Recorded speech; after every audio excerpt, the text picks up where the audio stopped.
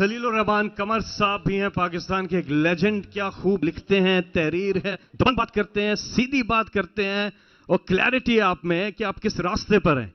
تو خلیل الرحمان قمر صاحب خوش آمدید اس ٹرانسمیشن میں چاند رات کی. ابرار الحق بھی یہاں ہمارے ساتھ ہیں, شبلی فراز بھی ابھی تشریف رکھتے ہیں. تو جی خلیل الرحمان صاحب, آپ دیکھ رہے ہیں جذبہ اس قوم کا. یہ جذبہ میں کوئی آج سے دیکھ رہا ہوں. بسم اللہ الرحمن الرحیم. آواز آ رہی ہے؟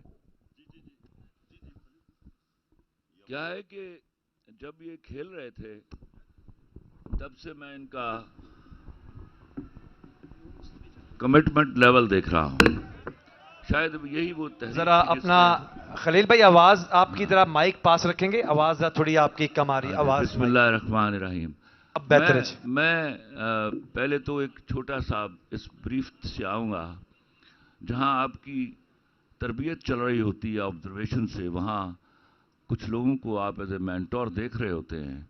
تو جب یہ کرکٹ کھیل رہے تھے تو میں ان کا لیول آف کمٹمنٹ دیکھا کرتا تھا. He was not ready to loose.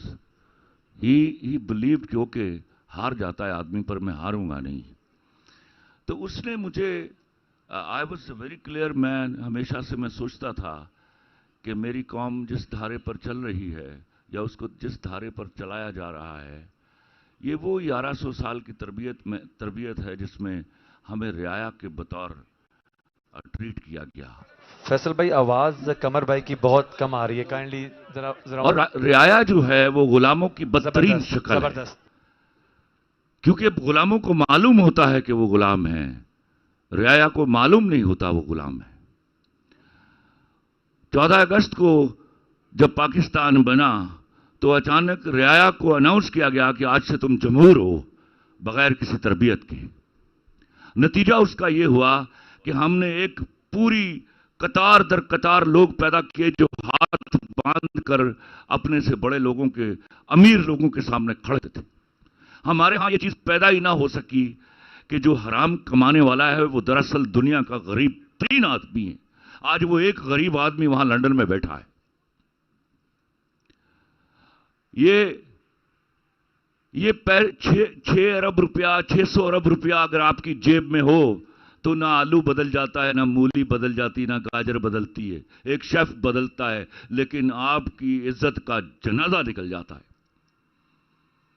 آج آپ اپنا وہ جنازہ اپنے کندھے پر اٹھائے در بدر پھر رہے ہیں اور بدقسمتی کا عالم یہ ہے کہ آپ کا بھائی یہاں وزیر اعظم ہے اور آپ اس ملک میں داخل نہیں ہو سکتے.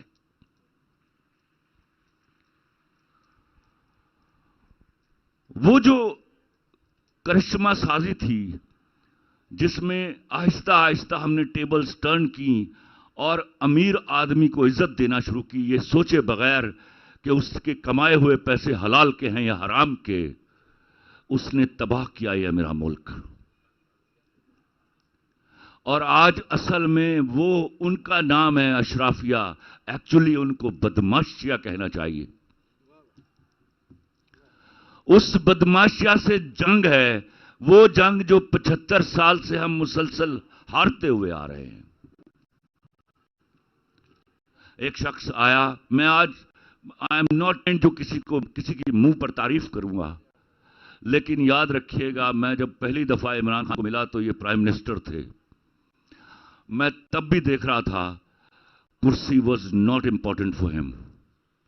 میں جب دوبارہ ملا تو 4 گولیاں لگی ہوئی تھی اور میں حیران ہوا یہ سوچ کے, جو میں نے زندگی بھر اپنے پرائم منسٹرز کو دیکھتا رہا. ایک شخص میرے سامنے بیٹھ کے یہ کہہ رہا تھا, خلیل میرے ہاں کی جو سوسائٹیز ہیں وہ اس طرح بڑھنے کی بجائے اس طرح بڑھ رہی ہیں, کل ہمارے پاس زمین نہیں رہے گی. اینڈ آئی واز شاکڈ کہ اچھا کوئی ایسا آدمی بھی اللہ نے ہمیں دیا ہے جو اس طرح سوچ رہا ہے کہ زمین کو بچا لیا جائے, کل یہاں سبزی ترکاریاں اگانی ہیں ہم نے.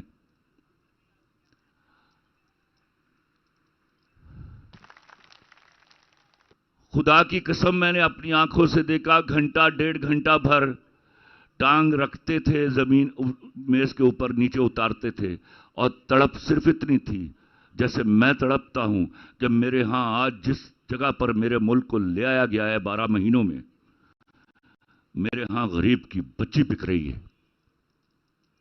اور کل 10 12 15 سالوں کے بعد ہمیں اپنے ملک کا سوشل سیٹ اپ سنبھالنا مشکل ہو جائے گا.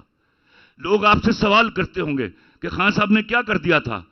آج بڑا آسان منظر ہے آپ کے سامنے. ابھی آپ $2.5-3 بلین کے ریزروز پر ہیں جن کو تھوڑی بہت سمجھ بوجھ ہے اکنامکس کی. آپ سے علیحدہ ہونے والا 1/6 چھٹا حصہ آپ کا ٹکڑا $42 بلین کے ساتھ ہے. 90% ارنڈ منی. کل بھی یہ اس طرح کا ملک دے کے گئے تھے ان کو. ابھی بھی جب یہ آئیں گے تو ہی از ناٹ سامری جادوگر. he'll have to rebuild. اور دعا کیجئے کہ جب دوبارہ ری بلڈ ہو جائے تو پھر تالے آزما پھر اپنا وار نہ کریں.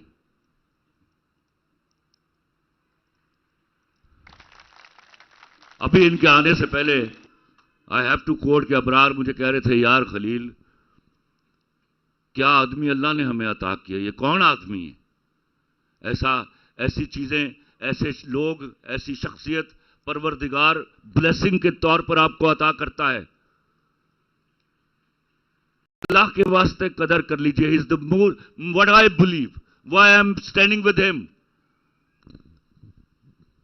He is the most honest person available in the country.